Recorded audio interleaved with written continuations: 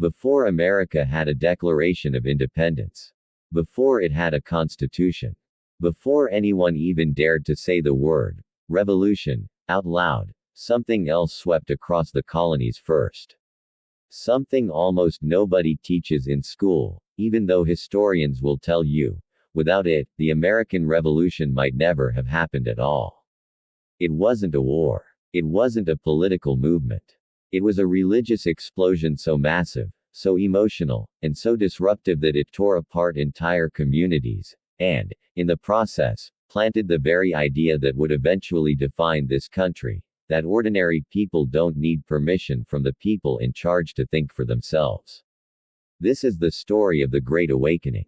In the early 1700s, religion in the American colonies looked nothing like the passionate, emotional Christianity many people associate with America today. Church services were formal, quiet, controlled almost entirely by educated ministers who had trained for years at elite institutions like Harvard and Yale. If you were born into a congregation, you generally stayed in it your entire life. Faith was inherited, not chosen. Sermons were often read aloud from prepared manuscripts, delivered in a measured, unemotional tone meant to appeal to reason rather than feeling. It was calm, predictable, and, to a growing number of colonists, especially younger generations, it felt completely hollow. Then, in the 1730s, something strange started happening in a small Massachusetts town called Northampton. A young minister named Jonathan Edwards began preaching sermons unlike anything his congregation had heard before. Not calm theological lectures, but raw, terrifying, emotional descriptions of sin, judgment, and the fear of eternal damnation. His most famous sermon, titled, Sinners in the Hands of an Angry God, and delivered in 1741, described sinners dangling over the fires of hell like a spider held by a single thread, with nothing but God's mercy keeping them from falling in at any moment. People didn't just listen. They screamed. They wept uncontrollably. They collapsed in the aisles, overcome by a mixture of terror and emotional release that eyewitnesses at the time struggled to even describe in their letters and journals. Here's twist number 1. This wasn't considered normal religious behavior. It was considered borderline insane by many established church leaders at the time. Ministers who had spent their entire careers delivering calm, structured sermons were horrified watching entire congregations dissolve into fainting spells and public sobbing. But it spread anyway. Fast. Then came the man who would turn a local phenomenon into a continent-wide sensation. George Whitefield, a young preacher from England, only in his mid-20s, with a booming voice, said to be so powerful it could reportedly be heard clearly by thousands of people standing outside, without any microphone or amplification of any kind, nearly 2 centuries before that technology even existed. Even skeptics of his time, including the famously rational Benjamin Franklin, were reportedly amazed by how far his voice could carry across an open field. Whitefield did something almost nobody had done before. He didn't just preach inside established churches. He preached in open fields, town squares, even outdoors in the pouring rain, to massive crowds that no single building could ever hold.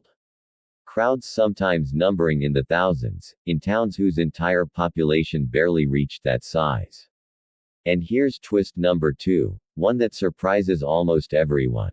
Whitefield traveled up and down the entire length of the American colonies, preaching to farmers and merchants, the wealthy and the poor, free colonists and enslaved people alike, creating something that had never really existed before in America, a shared, colony-wide experience.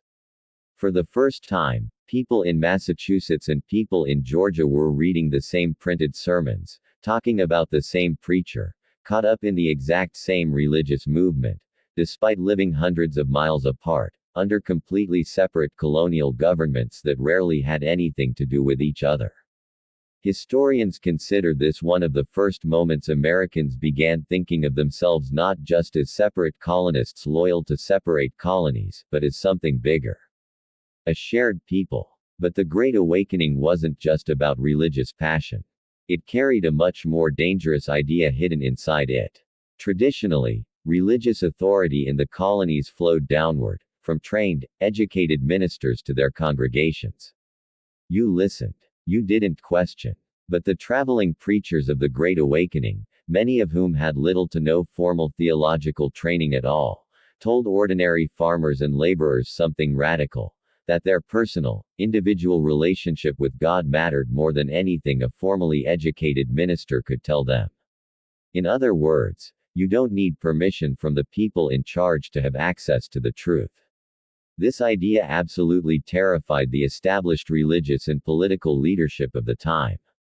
Colonial governments and mainstream churches split violently into two camps: supporters of the new emotional revivalism, nicknamed the New Lights, and defenders of the old, traditional, formal style of worship, the Old Lights. Churches split apart. Families divided.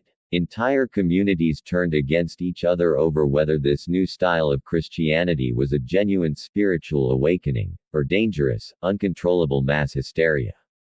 And here's twist number 3, the one that connects directly to what happened decades later. Historians widely argue that this exact idea, that ordinary people could think for themselves, question authority, and didn't need to simply obey whoever was, officially, in charge, quietly planted the seeds of the American Revolution, more than 30 years before a single shot was fired at Lexington and Concord. Think about it. An entire generation of American colonists had just spent years being told, in tens of thousands of open-air sermons, that questioning inherited authority wasn't just acceptable, it was righteous.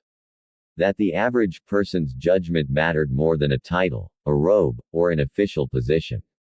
By the time King George III and Parliament started telling the colonies what to do without their consent decades later, that idea, question authority, trust your own judgment, was already deeply rooted in American colonial culture. There's one more twist buried in this story that almost never gets mentioned. George Whitefield preached to enslaved Africans throughout the colonies, treating them, spiritually, as equally capable of salvation as any white colonist, a genuinely radical idea for the time. Some historians credit the Great Awakening with sparking the earliest seeds of Black Christian religious life in America, including some of the very first Black-led congregations. And yet, at the very same time, Whitefield himself owned enslaved people and even lobbied to legalize slavery in the colony of Georgia, where it had previously been banned.